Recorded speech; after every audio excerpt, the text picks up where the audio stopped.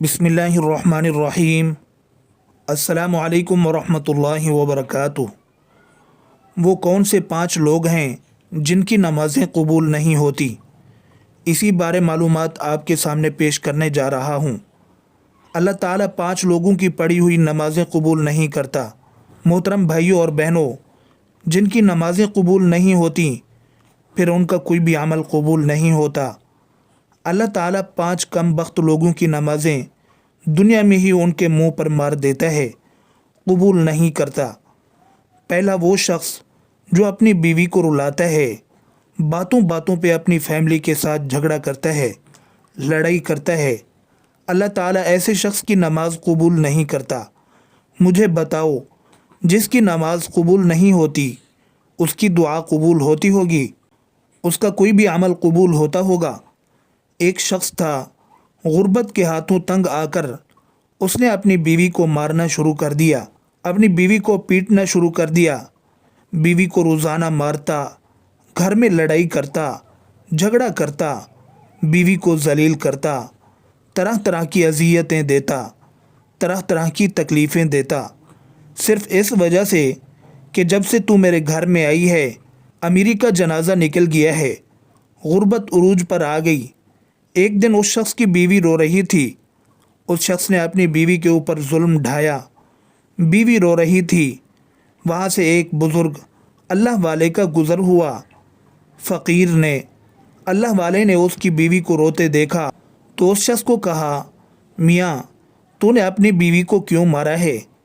इसे क्यों जलील कर रहा है?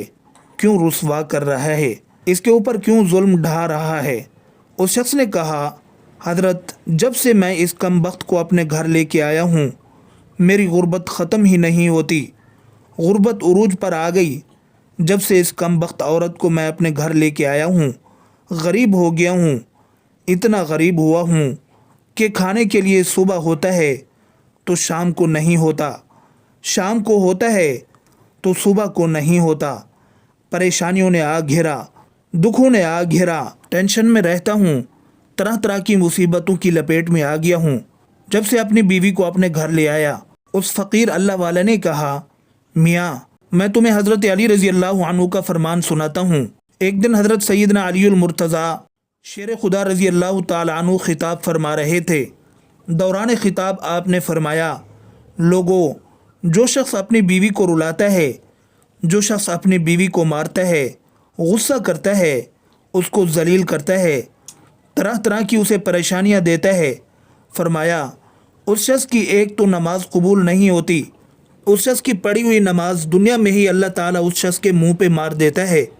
दूसरा, उसके घर से बरकत उठा ली जाती है, उसके घर से रहमत उठा ली जाती है, उसके घर से अमीरी का जनाजा निकल जाता है, गुर्बत उरूज पर आ जाती है।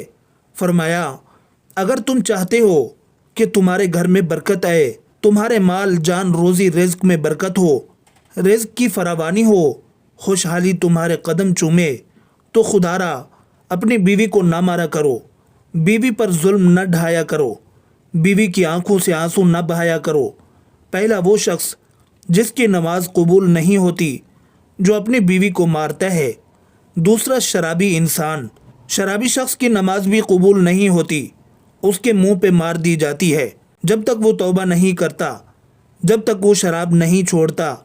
एक सूदखोर था, पैसा उसके पास जब ज़्यादा आया तो उसने शराब पीना शुरू कर दिया, शराब के नशे में लग गया।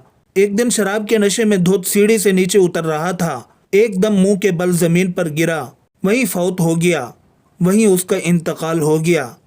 बेटा कई रोज़ तक बाप का गम मनाता रहा। एक रात बेटे ने ख्वाब में बाप को देखा, पूछा, अब्बा तेरा क्या हाल है? बाप ने कहा, ना पूछ बेटे, सीढ़ी से नीचे उतर रहा था, बजाय ज़मीन पर गिरने के सीधा जहन्नम में चला गया। मोहतरम भाइयों, जो शख्स शराब पीता है वो दुनिया में भी ज़लील ख्वार, आखिरत में भी ज़लील ख्वार, इतना बड़ा ज़लील होता है कि उसकी नमाज भी अल्लाह ताला कबूल नहीं फरमाता। तीसरा, वो शख्स जो अपने वालिदैन को सताता है, वालिदैन को रुलाने वाला, वालिदैन को तड़पाने वाला, वालिदैन को तरह तरह की परेशानियां देने वाले शख्स की भी अल्लाह ताला नमाज कबूल नहीं फरमाता। جس شخص کے اوپر اس کے والدین ناراض ہیں اس کے اوپر تو اللہ بھی ناراض، اس کا رسول بھی ناراض۔ اب جس شخص کے اوپر اللہ ناراض ہے، کیا اس کی نماز قبول ہوتی ہوگی؟ کیا اس کی کوئی بھی دعا قبول ہوتی ہوگی؟ اس کا کوئی بھی عمل قبول ہوتا ہوگا؟ ہرگز نہیں۔ تو بھائیو، خدا را جن جن جوانوں کے اوپر ان کے والدین ناراض ہیں تو خدا را اپنے والدین کو راضی کر لیجئے۔ چوتھا، سود خور انسان کی پڑھی ہوئی نماز بھی قبول نہیں ہوتی۔ جو سود خور انسان ہے، جو صبح شام حرام کھاتا ہے، سود تو ویسے ہی حرام ہے، سود خور کے علاوہ بھی جو شخص صبح و شام حرام کماتا ہے، حرام کھاتا ہے، تو ایسے شخص کی بھی نماز اس کے منہ پہ مار دی جاتی ہے۔ پانچواں، اچھے طریقے سے وضو نہ کرنے والے شخص کی نماز بھی قبول نہیں ہوتی۔ اچھے طریقے سے وضو کر کے نماز پڑھا کریں، پھر اللہ سے جو مانگیں گے اللہ تعالیٰ فوراً عطا کرے گا۔ یہ 5 لوگ ایسے ہیں جن کی نماز دنیا میں ہی اس کے منہ پہ مار دی جائے گی، قبول نہیں ہوگی۔ جب نماز قبول نہیں ہوگی پھر ان کی دعا بھی قبول نہیں ہوگی۔ نماز پڑھنے سے پہلے ان 5 چیزوں کا خاص خیال رکھنا۔ یہ 5 بیماریاں آپ لوگوں کے اندر پائی تو نہیں جاتی۔ اگر تمہارے اندر یہ 5 بیماریاں ہیں تو انہیں نکال دو، ورنہ عبادتیں قبول نہیں ہوتی۔